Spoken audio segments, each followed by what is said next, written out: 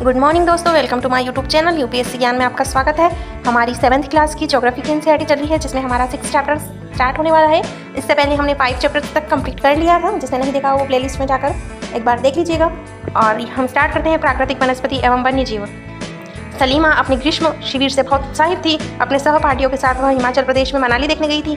उसे सब स्मरण था कि बस जैसे जैसे चढ़ाई पर जा रही थी तो वह स्थलाकृति एवं प्राकृतिक वनस्पति के बदले रूपों को देखकर कितनी हैरान हो रही थी। गिरिपाद में स्थित साल एवं सागवान के घने वन धीरे धीरे अदृश्य हो गए तथा पर्वत की ढलानों पर पतली नुकीली पत्तियों तथा लंबे वृक्ष पर खिले खिले लाल लाल फूलों पर उसका ध्यान गया। वे डेड्रॉन के फूल थे। मनाली के आगे रोहतांग दर्रे तक के रास्ते में उसने देखा कि भूमि छोटी छोटी घास एवं कुछ स्थानों पर बर्फ से ढकी है।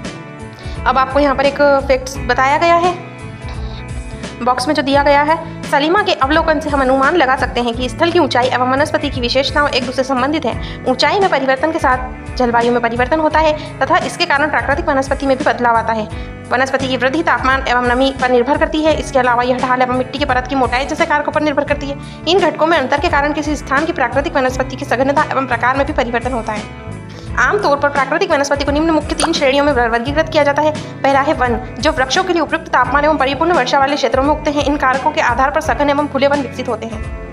सेकेंड है घास स्थल, जो मध्यम वर्षा वाले क्षेत्र में विकसित होते हैं। और थर्ड है कांटेदार झाड़ियाँ। कांटेदार झाड़ एवं झाड़ियाँ केवल शुष्क मैदान क्षेत्रों में पैदा होते हैं। सलीमा हिमालय की यात्रा का अपना यह अनुभव अपने पिता को बता रही थी। उसके पिता विश्व के विभिन्न स्थानों पर जा चुके थे। उन्होंने सलीमा को विभिन्न महाद्वीपों के विभिन्न भागों में पाई जाने वाली विविध प्रकार की वनस्पतियों के बारे में बताया। उन्होंने उप ध्रुवीय प्रदेशों में शंकुधारी वन, रेगिस्तानों में कांटेदार झाड़ियाँ, आर्द्र प्रदेशों में घने उष्णकटिबंधीय दृढ़ काष्ठ वनों के बारे में कई अन्य जानकारियाँ दी। सलीमा समझ गई हिमालय के क्षेत्रों में लगभग सभी प्रकार की वनस्पतियाँ पाई जाती हैं, जो भूमध्य रेखा से ध्रुव की ओर जाने पर मिलती है। प्राकृतिक वनस्पतियों के कारण में बदलाव का मुख्य कारण जलवायु का बदलाव है। आइए हम विश्व की विभिन्न प्रकार की प्राकृतिक वनस्पतियों, उनके गुण तथा वहां प्रवास करने वाले वन्य जीव के बारे में जानकारी प्राप्त करते हैं।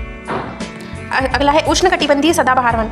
इन वनों को उष्णकटिबंधीय वर्षा वन भी कहते हैं। ये घने वन भूमध्य रेखा तथा उष्णकटिबंधीय के पास पाए जाते हैं। ये क्षेत्र गर्म होते हैं एवं पूरे वर्ष यहाँ अत्यधिक वर्षा होती है। चूंकि यहाँ का मौसम कभी शुष्क नहीं होता, इसलिए यहाँ के पेड़ों की पत्तियां पूरी तरह नहीं झड़ती, इसलिए इन्हें सदाबहार वन कहते हैं। काफी घने वृक्षों की मोटी वितान के कारण दिन के समय भी सूर्य का प्रकाश वन के अंदर तक नहीं पहुंच पाता। आमतौर पर यहाँ दृढ़ काष्ठ वृक्ष जैसे रोजवुड, आबनूस, महोगनी आदि पाए जाते हैं। एनाकोंडा विश्व का सबसे बड़ा सांप उष्णकटिबंधीय वर्षा वन में पाया जाता है।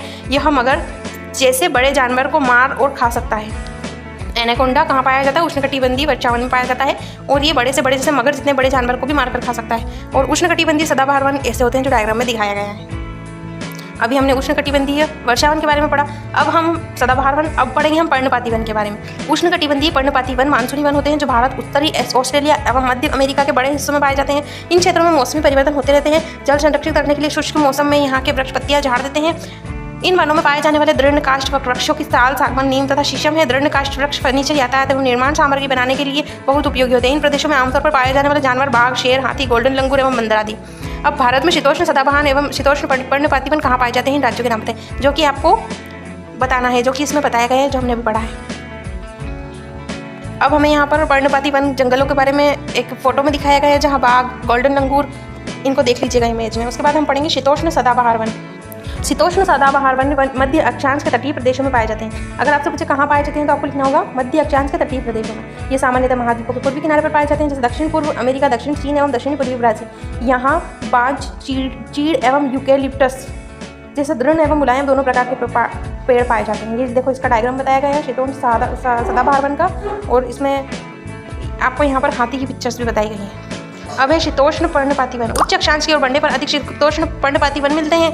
ये उत्तरी पूर्वी अमेरिका, चीन, न्यूजीलैंड, चिली एवं पश्चिम यूरोप के तटीय प्रदेशों में पाए जाते हैं। ये अपनी पत्तियां शुष्क मौसम में झाड़ देते हैं। यहाँ पाए जाने वाले पेड़ बांज, एश, चीवीच आदि, हिरण, लोमड़ी, भेड़िया यहाँ के आम जानवर हैं। फिजेट एवं मोनाल जैसे पक्षी भी यहाँ पाए जाते हैं। तो अगर आपसे पूछा जाता है, अगर मान लो रिक्त स्थान में या क्वेश्चन आंसर में फिल इन द ब्लैंक्स में, तो आपको कि फिजेट एवं मोनाल पक्षी कहाँ पाए जाते हैं, तो आपको ये इसी का एग्जाम्पल देना होगा। फिजेट जो ये डायग्राम में बताया गया है, ये जानवर है। मोनाल ये जानवर है। उसके बाद हमें पर्णपाती वन, शीतोष्ण पर्णपाती वन का भी डायग्राम बताया गया है। अब हम पढ़ेंगे भूमध्य सागरीय वनस्पति। आप जान चुके हैं कि महाद्वीपों के पूर्व एवं उत्तरी पूर्व किनारों के अधिकांश भाग शीतोष्ण सदाबहार एवं पर्णपाती पेड़ों से ढके हैं। महाद्वीपों के पश्चिमी एवं दक्षिण पश्चिमी किनारे भिन्न हैं। यहाँ भूमध्य सागरीय वनस्पतियाँ पाई जाती है। यह अधिकतर यूरोप, अफ्रीका एवं एशिया के भूमध्य सागर के समीप वाले प्रदेशों में पाई जाती है, इसलिए इसका नाम पड़ा।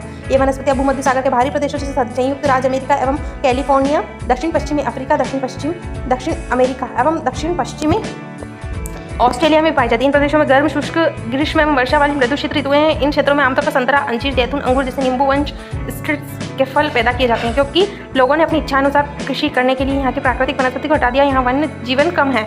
उसके बाद आपको यहाँ पर एक बताया गया है रूसी भाषा में टेगा का क्या अर्थ है, शुद्ध या अनछुआ। टेगा का अर्थ रूसी भाषा में शुद्ध या अनछुआ होता है। उसके बाद हम पढ़ेंगे शंकुधारी वन। उत्तरी गोलार्ध के उच्च अक्षांश में भव्य शंकुधारी वन पाए जाते हैं। इसे टेगा भी कहा जाता है, और टेगा का मतलब अभी बताया शुद्ध। ये वन अधिक ऊंचाइयों पर भी पाए जाते हैं। इन्हीं वृक्षों को सलीमा ने हिमालय की प्रचुर मात्रा में देखा था। ये लंबे नरम काष्ठ वाले सदाबहार वन होते हैं, वृक्ष होते हैं। इन वृक्षों को काष्ठ का उपयोग लुगदी बनाने के लिए किया जाता है, जो सामान्यतः अखबारी कागज बनाने के काम आती है। नरम काष्ठ का उपयोग माचिस एवं पैकिंग के लिए बक्से बनाने के लिए किया जाता है, चीड़, देवदार आदि। इन वृक्षों का मुख्य पेड़ सामान्यतः रजत, लोमड़ी, मिंक, ध्रुवी भालू जैसे जानवर भी यहाँ पाए जाते हैं। अब यहाँ शंकुधारी वृक्ष का आपको डायग्राम फोटो बताया गया है। शंकुधारी मतलब शंकु के आकार के वृक्ष। अब हिमांची शंकुधारी जिस पर बर्फ गिरी होती है, शंकुधारी वृक्ष। उसके बाद हम पढ़ेंगे घास स्थल, उष्ण कटिबंधीय घास स्थल। घास के बारे में भी, घास स्थल के बारे में भी अलग अलग तरह की घास स्थल होती है, उनके बारे में पढ़ेंगे। उष्ण कटिबंधीय ये वन भूमध्य रेखा के किसी भी तरफ उग जाते हैं। ये भूमध्य रेखा के दोनों ओर से उष्णकटिबंधीय क्षेत्रों में फैले हैं। यहाँ वनस्पति निम्न एवं मध्य वाले क्षेत्रों में पैदा होती है। घास काफी ऊंची, लगभग 3 से 4 मीटर तक ऊंचाई में बढ़ सकती है। अफ्रीका के सवाना घास स्थल इसी प्रकार का है। सामान्य रूप से उष्णकटिबंधीय घास में हाथी, जेब्रा, जिराफ, हिरण, तेंदुआ आदि जानवर पाए जाते हैं। ये आपको इसमें डायग्राम बताया गया है। उसके बाद हम सेकंड घास स्थल पढ़ेंगे, शीतोष्ण घास स्थल। यह मध्य अक्षांशीय क्षेत्रों में महाद्वीपों के भीतरी भागों में पाई जाती है। यहाँ की घास आमतौर पर छोटी एवं पौष्टिक होती है। शीतोष्ण प्रदेशों में सामान्यतः जंगली भैंस, बाइसन, एंटीलोप पाए जाते हैं। अब उसके बाद कटीली झाड़ियाँ, शुष्क रेगिस्तान जैसे प्रदेशों में पाए जाने वाले उष्णकटिबंधीय रेगिस्तान महाद्वीपों के पश्चिमी किनारों पर पाए जाते हैं। तीव्र गर्मी एवं बहुत कम वर्षा के कारण यहाँ वनस्पतियों की कमी रहती है। विश्व के मानचित्र पर रेगिस्तानी प्रदेश को चिन्हित करें। यहाँ आप भारत के बड़े रेगिस्तान का नाम बता सकते हैं। रेगिस्तान के कुछ जानवरों के नाम बताएं जिन्हें आप पहले से जान चुके हैं। अब उसके बाद आपको बताना है, अब यहाँ पर हमें बताया गया है विभिन्न घास स्थलों के नाम। उष्णकटिबंधीय घास स्थल में सवाना है, कंपोस है, लानोस है। पूर्व अफ्रीका में है, ब्राजील में, वेनेजुएला में लानोस है। उसका शीतोष्ण कटिबंधीय घास स्थल में अर्जेंटीना है, पेपास। उत्तरी अमेरिका में प्रेयरी, दक्षिण अफ्रीका में वेल्ट, मध्य एशिया में स्टेपी और ऑस्ट्रेलिया में है डान। अब आप इसको पढ़ लीजिएगा। यदि आप ध्रुवीय प्रदेश में जाएंगे तो स्थान को आपको अत्यधिक ठंडा मिलेगा। यहाँ बहुत से सीमित प्राकृतिक वनस्पतियाँ मिलती हैं। यहाँ केवल काई, लाइकेन एवं छोटी झाड़ियाँ होती हैं। अल्पकालिक ग्रीष्म ऋतु के दौरान विकसित हुई टुंड्रा प्रकार की वनस्पतियाँ पाई जाती है। वनस्पतियाँ यूरोप, एशिया एवं उत्तर अमेरिका के ध्रुवीय प्रदेशों में पाई जाती है। यहाँ के जानवरों के शरीर पर मोटा फर एवं मोटी चमड़ी होती है, जो उन्हें ठंडी जलवायु से सुरक्षित रखते हैं। यहाँ पाए जाने वाले कुछ जानवर जैसे सील, वालरस, कस्तूरी बेल, ध्रुवी उल्लू, ध्रुवी भालू और बर्फीली लोमड़ी, इनके आपको डायग्राम भी बताए गए हैं। अब एक आपको यहाँ पर पैराग्राफ दिया हुआ है। सलीमा के पिता ने उसे कुछ घने वनों के बारे में चित्र दिखाएं। कुछ चित्रों में सलीमा ने देखा कि लोग वृक्षों को काटकर वनों को साफ कर रहे हैं। उसके पिता ने बताया कि स्थानीय लोग कृषि एवं आवास के लिए स्थान चाहते थे, इसलिए उन्होंने वनों को साफ कर दिया। सलीमा सोचने लगी कि अगर वनों को साफ कर दिया जाएगा तो वन्यजीव कहाँ जाएंगे, क्या ये वह पुनः वैसे ही बन पाएंगे? अगर लोग इसी प्रकार के पेड़ों को काटते रहे तो भविष्य में पर्याप्त ऑक्सीजन, जलवाष्प, लकड़ी, फल, मेवे आदि मिल पाएंगे? क्या आप सलीमा से सहमत हैं? अपने दोस्तों के साथ वनस्पति प्राणी जगत की विविधता में हो रही कमी पर चर्चा करें। संरक्षण के बारे में भी सुझाव दें। अब आपको यहाँ पर वालरस, ध्रुवीय भालू और सील्स कैसी दिखती हैं उनके बारे में आपको डायग्राम बताया गया है। इसी के साथ हमारा चैप्टर खत्म होता है। और ये जो आप क्वेश्चन आंसर देख रहे हैं ये वाले, अभी काई और लाइकन कहाँ पाए जाते हैं ये हमने अभी बताया। कांटेदार झाड़ियाँ कहाँ मिलती हैं, उष्णकटिबंधीय सदाबहार वन का एक सामान्य जानवर कौन सा है, शंकुधारी वन, ये सारे जो हमने अभी पैराग्राफ पढ़े हैं हेडिंग में, जो हेडिंग है उसके पैराग्राफ पढ़े हैं, उसी में आपको सारे क्वेश्चन आंसर मिल जाएंगे। ये क्वेश्चन आंसर करने की कोशिश करिएगा। नहीं आता है तो कमेंट बॉक्स में कमेंट कर दीजिएगा। और अगर वीडियो अच्छा लगा हो तो लाइक करें, सब्सक्राइब करें, अपने दोस्तों को शेयर करें। मिलते हैं नेक्स्ट चैप्टर में, तब तक के लिए बाय।